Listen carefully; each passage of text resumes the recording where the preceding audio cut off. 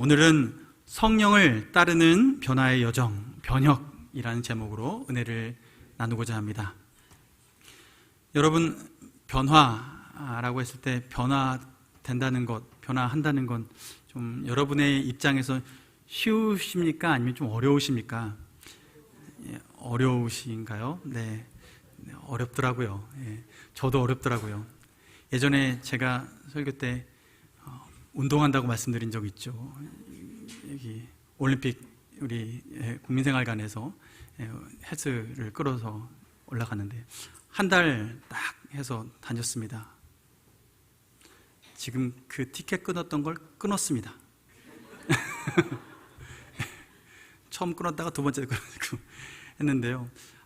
뭔가 지속한다는 것, 변화한다는 것, 마음을 처음 딱 이렇게 먹고서요. 처음 몇 번의 시도를 할 수 있는데, 근데 이걸 지속하는 건 쉽지는 않은 것 같습니다. 우리 삶의 변화를 바라는 욕구와 욕망, 그리고 간절한 소원이 있는데, 이 소원이 마음먹은 것과 성취되는 것 이 사이에는 큰 변화의 여정들이 있습니다. 뭔가 변화되고자 하는 마음의 열망만 가지고 뭔가 이루어질 수만 있다면 너무나 좋을 것 같아요. 그런데 삶의 여정에는 그렇게만 이루어지는 것들이 많이 없더라고요. 우리의 변화의 바람 가운데 여러분은 어떤 변화의 바람을 가지고 살아오고 계십니까? 특별히 2024년도 상반기를 지나고 이제 하반기에 접어들어서 가고 있는데요. 연초에 계획했던 그 바람들을 이루어가고 계십니까? 아니면 잊혀져서 그게 뭡니까? 라고 되묻고 있지는 않습니까? 변화는요, 우리가 바라는 것, 그런 연초에 연말 되면 내가 이런 모습으로 바뀌리라, 내가 적금을 부어서 이만큼 돈을 모으리라 라는 소원을 가지고 무엇인가 행동을 해 나갈 때 이 변화가 긍정적인 변화로 열매를 맺으면 너무나 좋겠지만 그렇지 않을 때가 있습니다. 그래서 변화는요, 두 가지 양상으로 나타나게 됩니다. 하나는 잘 되는 방향이고 하나는 잘 안 되는 방향이에요. 잘 안 되는 방향으로 이루어지는 말을 우리는 뭐라고 얘기할 수 있냐면 변질이라고 얘기를 할 수 있습니다. 변질은요, 질이 변한다라는 거예요. 질이 바뀌는 건데 그냥 이건 사전적으로 보면 바뀌는구나 라고 우리가 느낄 수 있지만 이 단어를 주로 사용하는 용처를 보면 긍정적인 곳보다는 부정적인 곳에 이 단어를 주로 사용합니다. 우리가 부활절에 달걀을 선물로 받습니다. 삶은 달걀을 선물로 받아요. 좋은 의미로 받습니다. 받지만 이 좋은 의미가 좋은 의미로 끝까지 남아있으면 참 좋겠는데 우리가 이것을요 가만히 두고요 하루, 이틀, 사흘 이게 부화되려나 하고 기다려보지만 이게 부화되지 않고 한 달이 지나고 두 달이 지나고 세 달이 지나고 가만히 있으면 어떤 일이 벌어지는지 아십니까? 네, 정확히 아시네요. 썩습니다. 세상 이치는요, 자연 법칙은 가만히 있으면 망가지는 쪽으로 가요. 가만히 놔두면 잘 되는 쪽으로 가면 좋은데 가만히 놔두면 안 되는 쪽으로 가는 거예요. 이게 세상의 자연 법칙으로 지금 존재합니다. 이게 엔트로피 증가의 법칙 중에 하나인데 무질서가 증가하는 거예요. 무질서가 증가한다는 건 잘 정돈되어 있던 게 계속 흩어지려고 애를 쓴다는 거예요.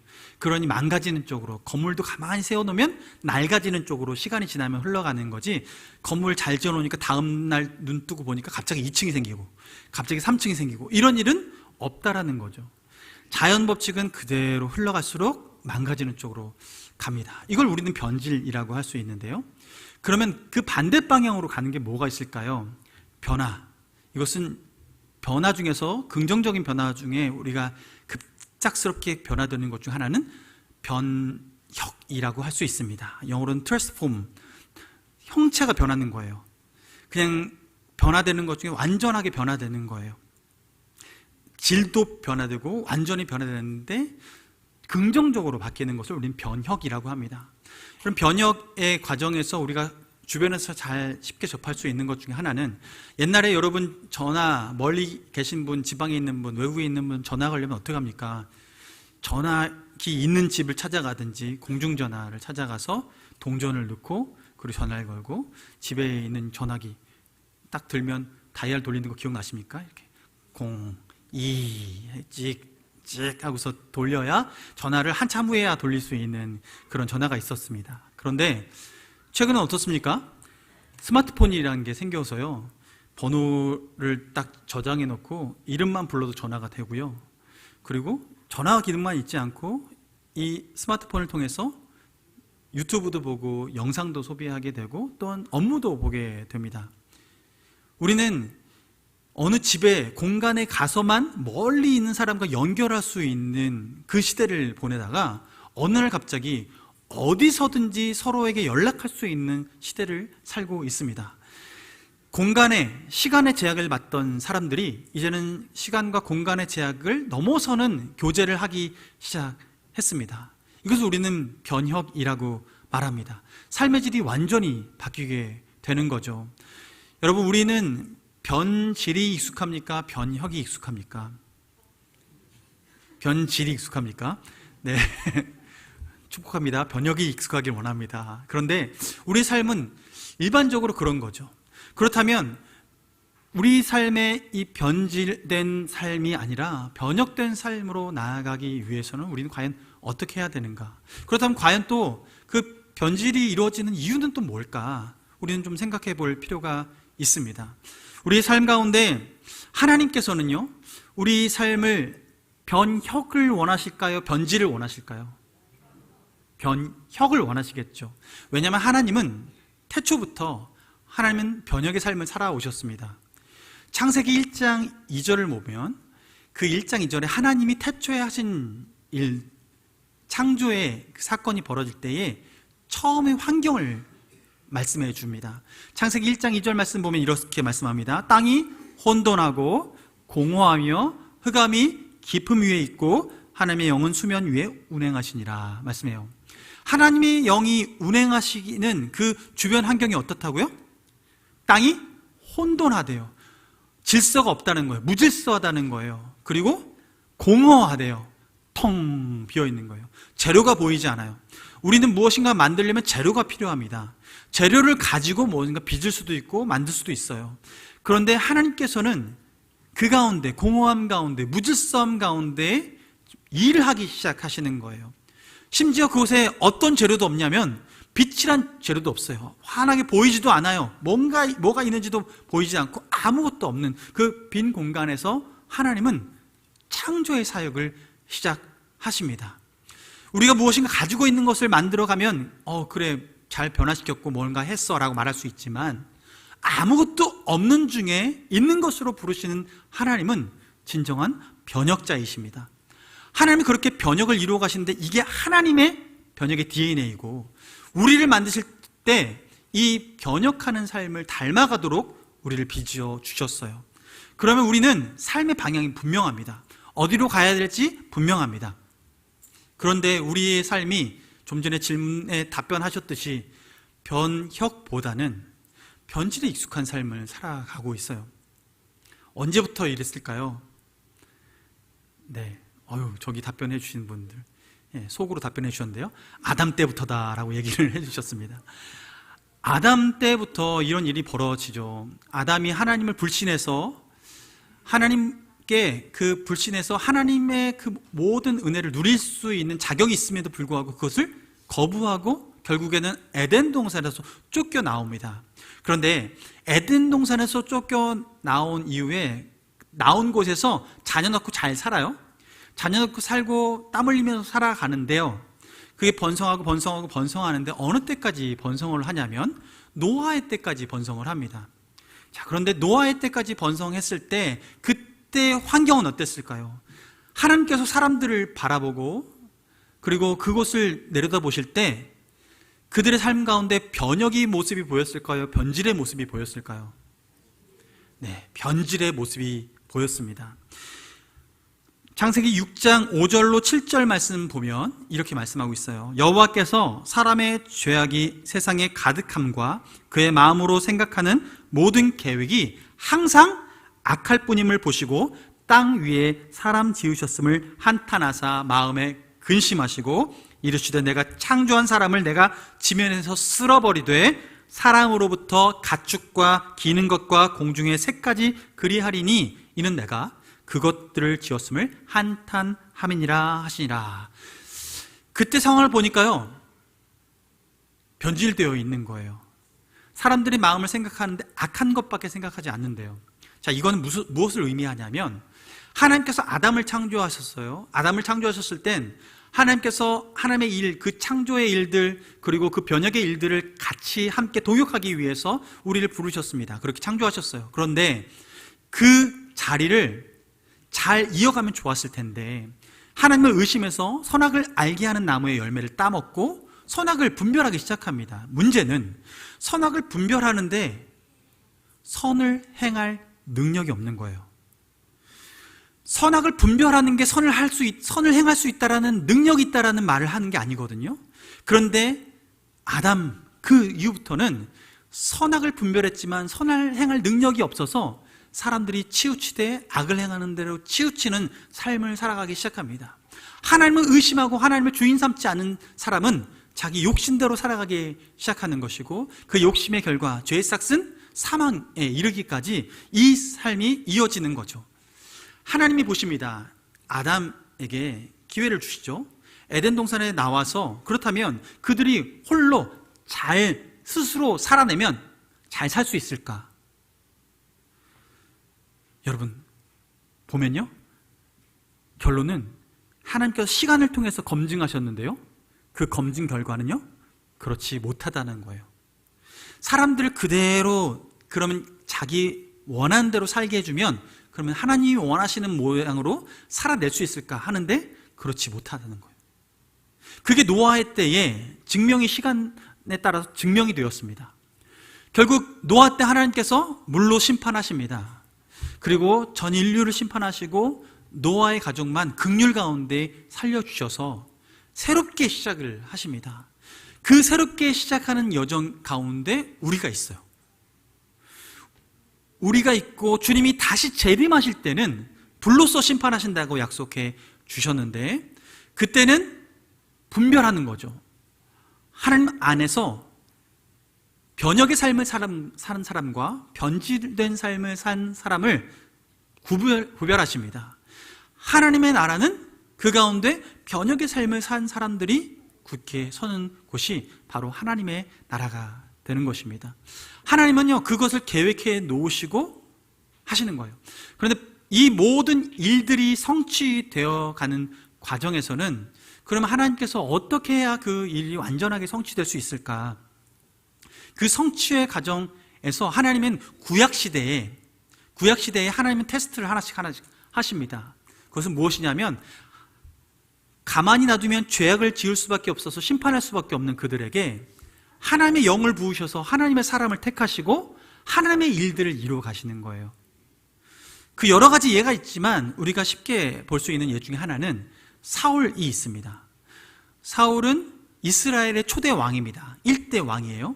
사울이 1대 왕이 될 때 하나님께서는 그에게 사무엘을 통해서 기름 부으시고 그에게 성령의 큰 은혜를 베풀어 주십니다. 근데 이때 상황을 보면 사울이 어떤 상태일 때 하나님께 기름 부음 받고 왕이 되었냐 하면, 말씀 가운데 사무엘상 9장 20절 21절 말씀 보면 사무엘이 사울에게 기름 부으려고 찾아갑니다. 만났습니다. 두 사람이 만났는데 하나님의 뜻을 사무엘이 전해줍니다. 사울이 이 얘기를 듣습니다. 온 이스라엘이 사모하는 자가 누구냐? 너와 내 아버지의 온 집이 아니냐?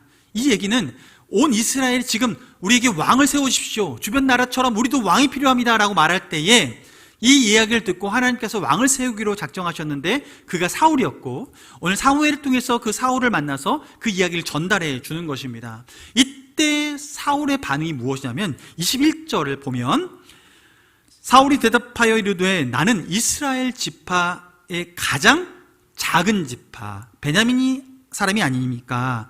또 나의 가족은 베냐민 지파 모든 가족 중에 가장 미약하지 아니하니까 라고 말씀합니다. 나는 너무나 지극히 작고 작은데 제가 무슨 왕입니까? 사람들이 저에게 어떻게 관심을 갖습니까? 라고 얘기하는 거예요. 여러분, 하나님께서는 그런 사람도 지금 택하시고 그를 통해서 변혁의 일들을 이루시기 위해서 왕으로 삼으시려고 찾아가시고 기름을 부으시는 것입니다. 하나님의 변혁의 상황은 이렇게 연약한 자들도 들어쓰시는 게 하나님의 일이에요. 왜냐하면 지금의 어떤 사람을 돌아봐도 하나님 보시기에 만족할 만큼 선한 사람은 아무도 없습니다. 하나님 보시기에 천국 갈 만큼 선한 사람은 아무도 없습니다. 그저 하나님이 불쌍히 여겨주셔서 그 불쌍히 여김을 받는 사람만이 그 은혜를 누릴 수 있는 것이죠. 사울은 그렇게 은혜를 입어서 한 왕으로서, 한 나라의 왕, 이스라엘의 왕으로서 택함을 받습니다. 그랬더니 이 사울에게 어떤 일이 벌어지냐면 하나님께서 예언해 주시는데요, 사무엘상 10장 6절 말씀에 내게는 여호와의 영이 크게 임하리니 너도 그들과 함께 예언을 하고 변하여 새 사람이 되리라 약속해 주셨어요. 즉 하나님께서 하시는 일은 그 변혁의 삶을 살기 위해서, 변질이 아니라 변혁의 삶을 살기 위해서 하나님이 하시는 일은 성령을 보내주세요. 하나님의 영을 보내주시고 그에게 새 사람이 되게끔 하셔서 주님의 일들을 이루어 가십니다. 이것이 하나님이 일하시는 방법인 거죠. 그런데 문제는 이렇게 하나님께서 가만히 두면 저주받아 죽을 수밖에 없는 사람들에게 주님의 때에 맞춰서 성령을 보내시고 한 사람을 일으켜 세우셔서 하나님의 일들을, 하나님의 나라를 이끌어 가시는데, 이 한 사람이 끝까지 하나님께 잘 붙들린 바 되어서 그 변혁의 삶을 끝까지 살아나면 좋을 텐데 그렇지 못한 거예요. 중간에 넘어지는 거죠. 사울이 넘어질 때를 기억하십니까? 언제부터 그 넘어질 준비를 하고 있었을까? 사울이 전쟁 가운데, 특별히 블레셋 사람들과 전쟁하는 가운데 그 전쟁을 이기고 돌아올 때가 있었습니다. 그때 옆에 다윗이 함께 있었어요. 다윗과 함께 전쟁을 승리해서 돌아올 때 성문 앞에서 사람들이 환호하고 사울을 맞이합니다. 왕을 맞이합니다. 그런데 이때 그 환호 소리에 이런 소리가 묻혀 있는 거예요. 사무엘상 18장 7절 말씀 보면 여인들이 뛰놀며 노래하며 이르되 사울이 죽인 자는 천천히요 다윗은 만만이로다. 천천히요 만만이로다. 사울 자신은 천천히고 다윗은 만만이로다 라고 얘기하는 이야기를 듣는 거예요. 사울의 마음에 어떤 마음이 들었을까요? 시기하는 마음이 들었습니다. 시기하는 마음이 들고 그가 반응을 하는 거죠. 8절 말씀 보면 사울이 그 말에 불쾌하여 심히 노하여 이르되 다윗에게 만만 돌리고 내게는 천천만 돌리니 그가 더 얻을 것이 나라 말고 무엇이냐. 내 자리 빼앗을 것 같다라는 그 마음이 드는 거죠. 사울이 하나님께 기름 부음 받아서 왕으로 쓰임 받았는데 그가 변혁의 삶을 살지 못하고 변질되어 가는 순간 어떤 변곡점을 겪냐하면 오늘의 이 변곡점을 갖습니다. 그 마음에 시기심이 들어오는 거예요. 여러분, 시기심은 왜 찾아올까요? 네, 열등감 때문에 찾아옵니다. 열등감은 왜 찾아올까요? 비교하면 찾아옵니다. 열등감 가진 사람들의 특징은요, 저 사람과 나를 비교해요. 가진 것과 내가 가지지 못한 것, 그것을 비교해요. 비교하면 반드시 열등감에 빠집니다. 그런데 반대로요, 비교하면 뭐도 빠지냐면요, 자만감에도 빠지게 됩니다. 그래서 자만과 열등감은 세트예요. 그 중간점이 없는 거예요. 겸손밖에 없는데 하나님 보시기에는. 그런데 지금 이가 넘어지게 된 것은 그 시기심. 이 사울이 처음 왕이 될 때 그가 고백했던 기억나시죠? 내가 베냐민 지파, 작은 지파인데 그 중에서도 또 작은 집안인데 나에게 무슨 일이 있겠습니까? 라고 했는데 그는 이미 마음 가운데 누군가 비교하는 마음에 열등감에 사로잡혔었던 사람이었습니다. 그런데 그 기질이 그대로 드러난 거죠. 그가 그 후에요, 사무엘상 그 다음 구절 말씀 보면요, 부문을 읽지 않지만 성경의 기록에 뭐가 남아있냐면 그가 악령에 사로잡혔다는 기록이 남습니다. 그가 그 시기심과 그리고 그 마음에 질투심이 가득하니 그 마음에 들어온 그 질투심과 시기심 가운데 악령이 틈타서 들어와서 일하기 시작하는 거예요. 그의 삶이 변질되어져 가는 거죠.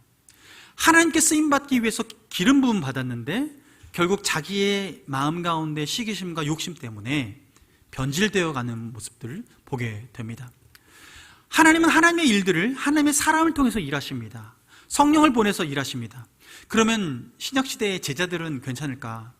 여러분, 디모데후서 4장 10절 말씀 보면 바울과 함께 동역했던 주님의 제자들이 있습니다. 그런데 그 제자들이 바울과 어떤 관계로 변화되었는지를 볼 수 있는데요.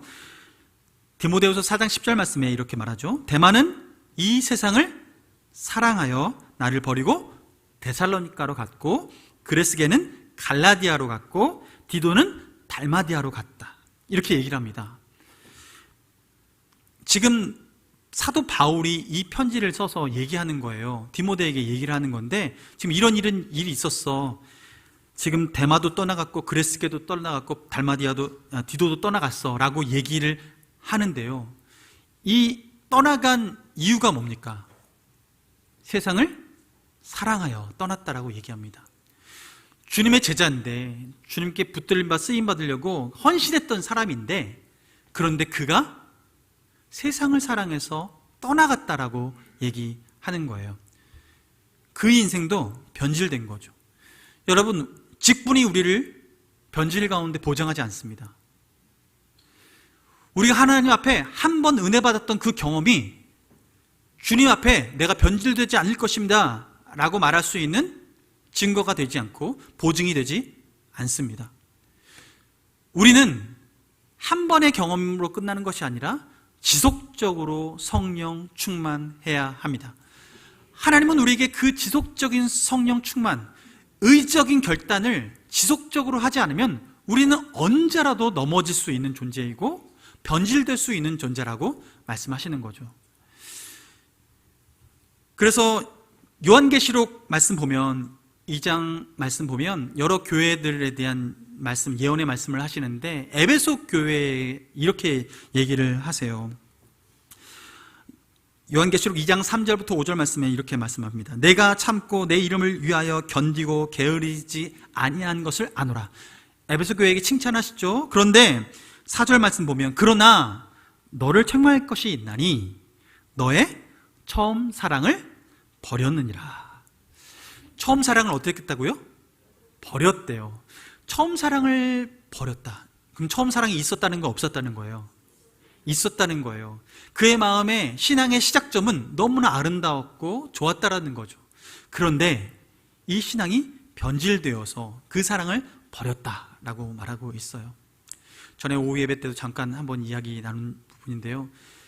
요즘 이 시대에 하나님께서는 많은 사역자들 부르고 계신데 저도 그때 2000년도에 2006년, 5년, 6년 이때 하나님 부르심 받고 부르심 확인하고 이 길을 들어서게 됐는데 제 마음속에 가야 됩니까? 제가 주님 앞에 질문을 던질 때 주변에 둘러보면 둘러볼수록 십자가는 많이 보이고 목회자도 참 많은 것 같은데 굳이 내가 이 길을 걸어가는 게 맞습니까? 라고 주님 앞에 기도할 때 이 질문을 교회 목사님에게 이렇게 드렸더니 그분이 하시는 말씀이 뭐라고 하셨냐면 처음 주님께서 부르신 그 한 사람이 언젠가 하단 부르심 받아 쓰다 보니까 딴 데 가 있는 사람이 있어.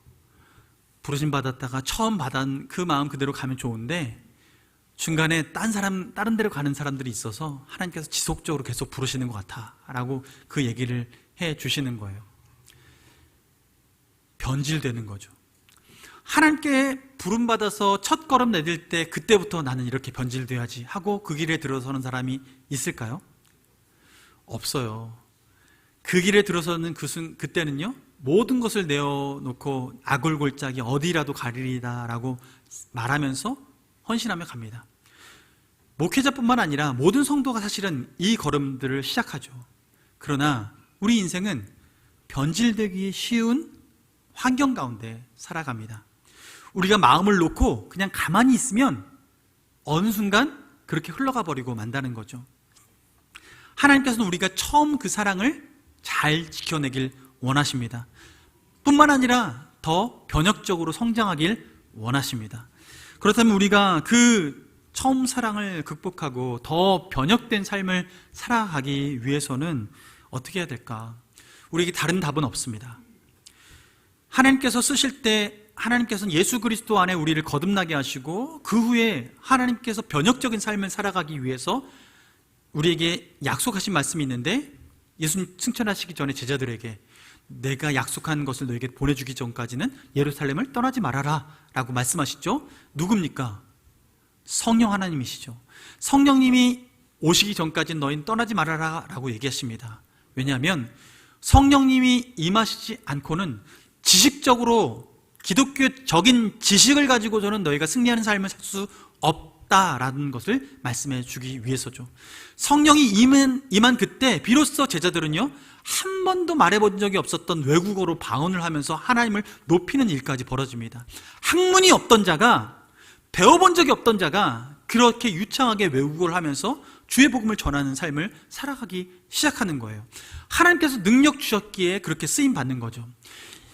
하나님께서는 이 삶이 우리에게 필요하다는 것을 아시고 예수님이 이 땅에 오셔서 기적을 베푸실 때 첫 번째 기적을, 무슨 기적을 베푸신지 아세요?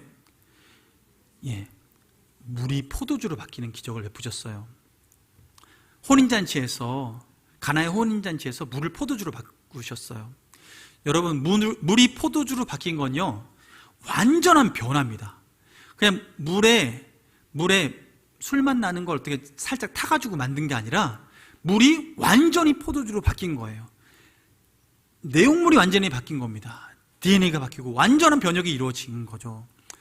물이 포도주로 변화됐다는 걸 하나님께서 이 기적을 보여주신 이유는 우리 삶이 그렇다는 거죠. 주님께 붙잡힌 바 되어지고 주의 성령에 이끌린 바 되어서 살아가는 사람은, 주님의 자녀된 사람은요, 맹물 같은 인생에서 포도주와 같이 향기로운 삶, 향기 나는 삶을 살아갈 수 있게 된다라고 말씀하시는 겁니다. 여러분, 주님께서는 여러분을 포도주처럼 향기 나는 인생으로 부르셨습니다. 주님께서는 우리가 그렇게 향기 나는 삶을 살아내기 원하는데, 이때 어느 정도냐면, 그때 연회장의 이야기를 기억하십니까? 연회장이요, 물이 바뀌어서 포도주로 바뀐 그 포도주를 받아서 마시고 난 후에 고백을 합니다. 아니, 이 혼주는 정말 대단하다. 다른 사람들이 알딸딸하게 취하고 나면 그 뒤에 가져오는 술들은 좀 질 나쁜 것들을 가져오는데, 아니, 이 혼주는 그 뒤에 우리가 취했는데도 불구하고 앞전보다 더 좋은 술을 가져왔구나 라고 얘기하는 거예요. 여러분, 우리가 주님 앞에 붙들림 바 되어서 변화된 삶이, 우리가 인위적으로 열심을 내어서 내 지식을 쌓고 내 스펙을 쌓아서 하나님께 쓰임받아 봐야지 라고 하는 삶보다 더 향기로운 삶을 살 수 있습니다. 하나님께 성령으로 붙들림 바 되어서 살 때 우리는 우리의 한계를 넘어서는 그 은혜를 맛보게 되는 것입니다. 하나님은 우리가 그렇게 신앙생활을 하길 원하세요. 그럴 때 고린도후서 뭐라고 말씀하십니까? 고린도후서 5장 17절 말씀에, 그런즉 누구든지 그리스도 안에 있으면 새로운 피조물이라, 이전 것은 지나갔으니 보라 새 것이 되었도다. 하나님은 우리를 그렇게 새 것 삼아서, 그리고 이전보다 더 좋은 상태로 우리를 바꾸셔서 주님은 사용하십니다. 우리가 그것을 믿고 오늘도 이 자리에 나와서 주의 은혜를 사모하면서 예배하는 것 아니겠습니까? 하나님께서는 우리가 이 소원을 가지고 주님 앞에 나올 때 변질된 삶이 아니라 변혁의 삶을 살아갈 수 있다라고 말씀하시는 거죠. 여러분, 우리가 이 변혁의 삶을 살아갈 때, 우리 삶은 이렇게 변화시켜서 변혁의 삶을 살아갈 때 하나님의 그 이상은 무엇일까? 어떤 나라를 만들고 싶으실까? 이사야서 11장 말씀에는 하나님 나라에 대한 예언 중에 이렇게 예언을 하고 있습니다. 그때의 이리가 어린 양과 함께 살며 표범이 어린 염소와 함께 누우며 송아지와 어린 사자와 살찐 짐승이 함께 있어 어린아이에게 끌리며 암소와 곰이 함께 먹으며 그것들의 새끼가 함께 엎드리며 사자가 소처럼 풀을 먹을 것이며 젖먹는 아이가 독사의 구멍에서 장난하며 젖된 어린아이가 독사의 굴에 손을 넣을 것이니라. 이게 하나님 나라에서 벌어지는 일이라고 얘기해요. 비유적인 이야기지만 여러분 생각해 보십시오. 여기 성경에서 이 얘기 처음 나와요. 사자가 풀 뜯어먹는 이야기가 나옵니다. 사자가 소처럼 풀을 뜯어먹는다고 하는 그런 기적 같은 일이 이야기가 되고, 어린아이가 독사굴에 손을 넣는데 이 아이가 뱀꾼이 되려고 일찍부터 훈련받으려고 뱀굴에 손을 넣는 것이 아니라 그곳에 손을 넣었는데도 불구하고 뱀이 아무런 해를 끼치지 않는다라는 거예요.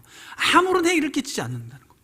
여러분, 이 땅에서 살아가면서 너무나 친한 것 갖고 정말 내 모든 걸 내어줄 수 있는 것 같은 사람, 동업해서 무언가 일을 했는데요, 어느 순간 등 돌리는 일들을 경험하게 됩니다. 우리가 그렇게 믿었던 사람들을 어느 순간 등지는 경험을 하게 됩니다. 성경은 이 세상이 독사가 만무하는 그곳에서 어린아이와 같은 사람들이 살아가고 있는 이 시대를 얘기하고 있고, 그리고 사자와 그리고 어린 양들이 함께 살아가고 있는 시대를 얘기합니다. 그러나 이 시대는 어떻습니까? 서로 잡아먹죠. 잡아먹는 시대가 이 시대입니다. 그런데 하나님께서는 하나님 나라, 그 나라에 변혁을 경험했던 사람들이 어떤 모습으로 나아가냐면, 곰 같은 사람도, 사자 같은 사람이었어도 온순해진다는 거예요. 옆에 있는 사람을 잡아먹으려고 살아가지 않고 주님께서 우리를 서로 섬기며 살아가도록 우리를 빚어주신다는 거예요. 심지어 어느 정도요? 그 나라 가면요, 지금 있는 배우자도 만납니다. 배우자도 만나요. 여러분, 그렇게 잡아먹을 것 같은 사람도 그곳에서는 잡아먹지 않습니다. 여러분, 하나님께서는 우리에게 그 사랑의 관계로 새롭게 해주시는 거예요. 이 땅 가운데에 그 관계성이 깨어져서 회복되지 않을 것 같은 그런 관계 또한 완전하게 회복된다는 거죠. 하나님께서 이 변혁의 삶을 살아가도록 우리를 초청하십니다. 그렇다면 이 삶을 어떻게 살아갈 수 있을까요? 오늘 우리가 본문 삼은 베드로전서 4장 1절과 2절 말씀에 보면 이런 말씀하세요. 그리스도께서 이미 육체의 고난을 받으셨으니 너희도 같은 마음으로 갑옷을 삼으라. 보세요. 하나님께서는 이 삶을 살아가기 위해서, 그 대척점을 이루고 서로 잡아먹을 것 같은 삶을 살아가는 사람들이 어떻게 변혁의 삶을 살아가냐면, 예수님의 십자가 사건을 본받아서 그 변혁의 삶을 살아가라고 얘기하시는 거예요. 그리스도께서 이미 육체의 고난을 받으셨으니 너희도 같은 마음으로 갑옷을 삼으라. 육체의 고난을 받으셨습니다. 예수님께서 육체의 고난을 받으실 때 어떻게 반응하셨습니까? 1번, 화를 내면서 짜증을 내셨다. 2번, 어린 양처럼 아무 말 하지 않으시고 참으셨다. 참으셨죠. 우리 부목사님 통해서 잘 훈련된 여러분을 축복합니다. 하나님께서요, 예수님의 본을 보이게 하셨는데 잘 참게 하신 거예요. 버럭 화내지 않고요, 참아내게 하신 거예요. 그게 모델이 되었는데, 너희도 같은 마음으로, 예수님께서는 버럭할 능력도 있으셨습니다. 심지어 그곳에 저주하는 사람들에게 천군천사를 보내서 그 자리에서 진노의 불로 다 태워버릴 수 있는 능력을 가지신 분이십니다. 그런데 예수님은 한마디 하지 않으셨습니다. 그곳에서 능력을 보이지 않으셨습니다. 예수님은 참으셨습니다. 같은 마음으로 갑옷을 입으라 라고 하세요. 갑옷을. 사람들이 나를 속을 뒤집어 놓고 나를 막 힘들게 만드는 일이 있어도 예수님 마음으로 갑옷 삼으래요. 갑옷. 여러분은 갑옷이 잘 준비되어 있습니까? 예수님께서 이미 우리에게 갑옷 되어 주시려고 본을 보여주셨는데, 예수님의 본이 내 삶의 본으로 잘 되새김되어집니까? 하나님, 우리가 그렇게 살아가길 원하시는데 우리는 도리어 버럭하는 경우가 너무나 많이 있습니다. 하나님께서 원하시는 건요, 이는 육체의 고난을 받은 자는 죄를 그쳤음이니 그 후로는 다시 사람의 정욕을 따르지 않고 하나님의 뜻을 따라 육체의 남은 때를 살게 하려 함이라. 2절 말씀에 그렇게 하는 거예요. 육체의 남은 때, 예수 믿고 난 후에 성령 충만 받은 그 이후의 때를 그럼 어떻게 살기 원하느냐라고 말할 때, 정욕을 따르지 않고 하나님의 뜻을 따르도록 하기 위해서 주님께서는 이 예수님의 그 마음을 갑옷으로 삼으라라고 얘기하시는 거예요. 뭐 따르지 않고 뭐 따르라고요? 사람의 정욕을 따르지 않고 하나님의 뜻을 따르라라고 말해요. 아까 살펴봤던 변질된 상황을 우리 보면 알 수 있습니다. 사울이 변질될 때도요, 그가 욕심을 부려서, 그리고 또한 데마도 세상을 사랑해서. 하나님은 우리가 세상을 사랑하는 존재가 아니라 예수 그리스도의 자녀 삼은, 하나님의 자녀 삼은 우리는 하나님을 사랑하고 이웃을 사랑하고 서로 사랑하는 존재로 거듭나게 하셨습니다. 이게 하나님께서 바라시는 모습인데, 우리 삶에 세상을 사랑하는 마음, 우리 마음에 찾아올 때 우리가 그걸 덥석 물게 되면 결국 우리 인생이 변질되어 간다라고 얘기하시는 거죠. 하나님 뜻을 붙잡으라 라고 얘기하십니다. 그러면 이 변혁의 과정을 통해서 궁극적으로 어떤 상황까지 가기를 원하시냐면, 이사야서 11장 9절 말씀 보면, 내 거룩한 산 모든 곳에서 해됨도 없고 상함도 없을 것이니 이는 물이 바다 덮음같이 여호와를 아는 지식이 세상에 충만할 것임이니라. 하나님께서는 이 변혁의 과정에 참여한 사람들, 그 사람들은 주님을 깊이 알아가고 체험적으로 알아가게 될 건데, 온 땅에 여호와를 아는 지식이 충만하게 될 것이다. 즉 어디를 둘러봐도 하나님의 은혜를 맛보게 될 것이고, 그 하나님의 은혜를 경험한 사람들을 보면서 나 또한 다시 은혜 받는 그 하나님의 사람으로 가득 찬 나라가 될 것이다 라고 말씀하고 계시는 거예요. 이때 하나님을 아는 지식, 여호와를 아는 지식은 다른 게 아니라 하나님을 닮아간 거죠. 하나님을 알아간다는 건 하나님을 닮아갔다라고 얘기하는 거예요. 지식만 변한 게 아니라 삶이 변화되어졌다는 것이죠. 그렇게 변화되어져 갈 때 진정한 변혁적 삶을 살아가게 됩니다. 그래서 주님께서 바라시는 것은 무엇입니까? 베드로후서 1장 4절 말씀에 이렇게 말씀합니다. 이로써 그 보배롭고 지극히 큰 약속을 우리에게 주사 이 약속으로 말미암아 너희가 정욕 때문에 세상에서 썩어질 것을 피하여 신성한 성품에 참여하는 자가 되게 하려 하셨느니라. 하나님께서는 지금 이게 목적이에요. 우리가 주님의 성품에, 신성한 성품에 참여하도록 정욕 때문에 세상에 썩어질 것에 우리가 내버려지지 않고 하나님의 성품에 참여하는 거죠. 그 성품이 무엇인지는 그 베드로후서 1장 5절부터 7절에 나오는데요, 마지막으로 이 말씀 함께 보고 나눌 텐데, 베드로후서 1장 5절부터 7절 말씀 제가 읽어드릴게요. 그러므로 너희가 더욱 힘써 너희 믿음의 덕을, 덕의 지식을, 지식의 절제를, 절제의 인내를, 인내의 경건을, 경건의 형제 우애를, 형제 우애의 사랑을 더하라 이렇게 말씀하십니다. 우리 삶에 믿음도 필요하고요, 덕도 필요하고, 지식도 필요하고, 인내도 필요하고, 절제도 필요하고, 그리고 형제 우애 필요합니다. 그리고 사랑이 필요합니다. 이 모든 것이 필요한데요, 끝에 뭐라고 말씀하시냐면 이것을 더하래요. 더하라. 우리가 할 수 있는 부분들을 계속 덧붙여 나가는 거예요. 멈추지 않고 더해 나가는 거예요. 형제 우애를, 사랑을, 인내를, 절제를, 경건을 우리가 더해 나가는 삶을 살아가는 거죠. 멈춰 있으면 어떻게 된다고요? 우리는 변질될 수밖에 없습니다. 주님 앞에 우리가 사랑을 더하는 삶을 살아갈 때 우리는 변혁적인 삶을 살아갈 수 있습니다. 하나님께서 오늘 우리에게 그렇게 변혁적인 삶으로 초청하고 있습니다. 변혁적인 삶은 어떤 특별한 기적으로 이루어지는 삶이 아니라 주님 성품 닮아가는 그 위대한 일상을 살아갈 때 변혁적인 삶을 누릴 수 있습니다. 하나님은 오늘도 우리에게 그 변혁적인 삶으로 나아가도록 우리를 초청하고 있습니다. 주님의 성품을 닮아가는 그 위대한 일상을 살아가는 여러분 되시기를 주님의 이름으로 축원합니다.